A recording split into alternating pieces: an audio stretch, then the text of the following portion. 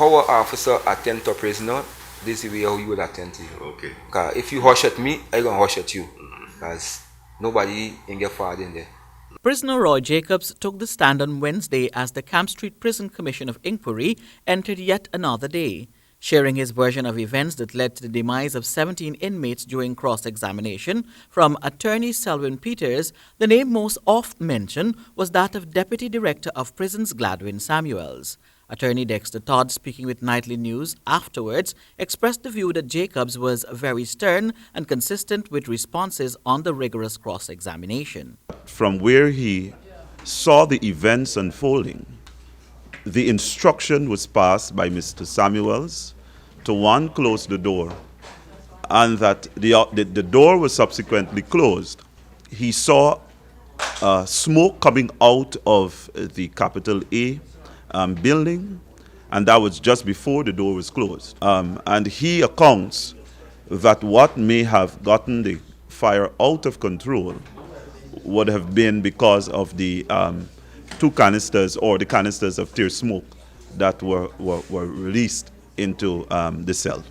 Also speaking to Nightly News after Wednesday's session was attorney Selwyn Peters, who was representing the interests of the prison service. He said in his assessment the prisoner's testimony was closest to the truth, which starkly contradicts the testimony of his fellow inmates regarding what transpired on that fateful day. He testified that the first time he saw Samuels, which is very significant, was after the door was locked, after Shaka McKenzie went back into the cells and the door was locked.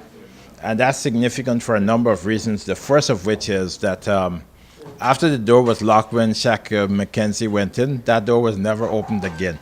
So Samuels couldn't have ordered the door locked. The door was already locked. It never was reopened because the inmate had blocked it from inside. Peters further said that the Jacobs testimony vindicates what is also recorded on video footage shown to media operatives prior.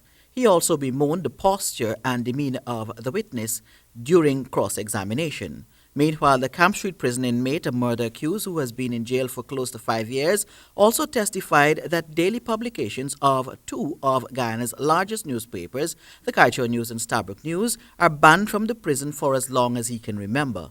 On the cross-examination by Guyana Bar Association President Christopher Ram, the inmate stated that prisoners are only allowed to read publications from the Guyana Times and the state-owned Guyana Chronicle. The commissioners have got to address these matters, but you can't be depriving persons of the right to material, especially in a discriminatory manner.